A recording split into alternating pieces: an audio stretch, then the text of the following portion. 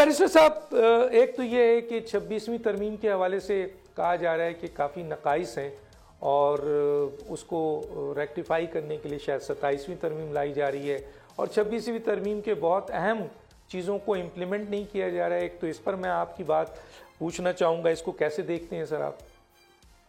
देखें, आपको याद होगा डॉक्टर साहब के तमाम जो सिविल सोसाइटीज़ थी और बाहर की तरफ से जो भी इंडिपेंडेंट लोग थे, मुतालबा ये हुकूमत से ये था कि ये जो 26वीं आईनी तरमीम है बहुत इम्पोर्टेंट चीज़ है। आप आइन मुल्क का बदलने जा रहे हैं, कम से कम उसका जो मसवदा है वो शेयर करें, उस पे कमेंट्स इनवाइट करें वगैरह।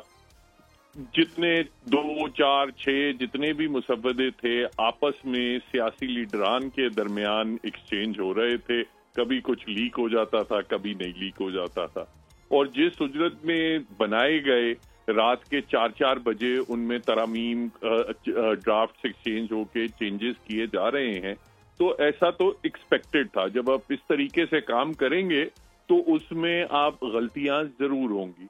अब इसमें जो सबसे बड़ी गलती है जिसकी वजह से ये जुडिशल कमीशन के हवाले से ये बात हो रही है, जुडिशल कमीशन की जो कॉन्स्टिट्यूशन है उसमें एक जो ऑफिस है वो है सीनियर मोस्ट जज ऑफ कॉन्स्टिट्यूशनल कोर्ट।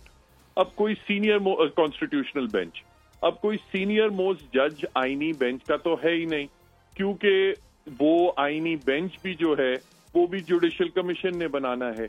अब पहले जो 2-1 मैंने मुसव्वदे देखे थे उसमें ये गलती नहीं थी, क्योंकि वो ट्रांजिशनल पीरियड के लिए उन्होंने एक डिफरेंट सिस्टम बनाया हुआ था।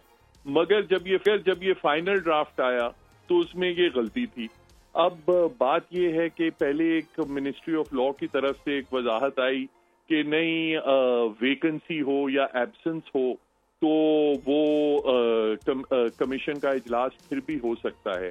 अब मसला उसमें ये है कि वेकेंसी वो होती है कि जब कोई ऑफिस जो है, ओहदा जो है वो बना दिया जाए, उसमें कोई नामजद ना हो, तो वो वेकेंसी कहलाती है। एब्सेंस ये होती है कि आपने ओहदा भी बनाया है, उस पे किसी को नामजद भी किया है, मगर वो किसी वजह से वो शरीक नहीं हो सकता।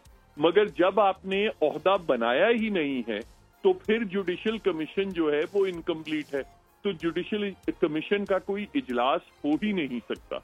इस वजह से अब हुकूमत इस सोच में है गालिबन कि अब कोई 27वीं तरमीम लाएं, इन चीजों को भी रेक्टिफाई करें।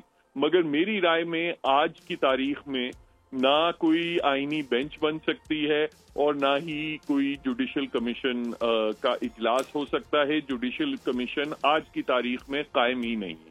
बताइए, आपने इतनी बड़ी बात कर दी है, वो यही तो बहुत कॉन्स्टिट्यूशनल एक्सपर्ट्स ये कह रहे हैं कि जिन 4 हजरात ने ये आईनी तरमीम तैयार की है उनमें से एक थोड़ा बहुत कॉन्स्टिट्यूशनल केसेस देखते थे, बाकी 3 हजरात जो हैं वो तो कॉन्स्टिट्यूशनल एक्सपर्ट्स थे ही नहीं। सब्सक्राइब करें और बेल दबाएं ताकि कोई खबर रह न जाए।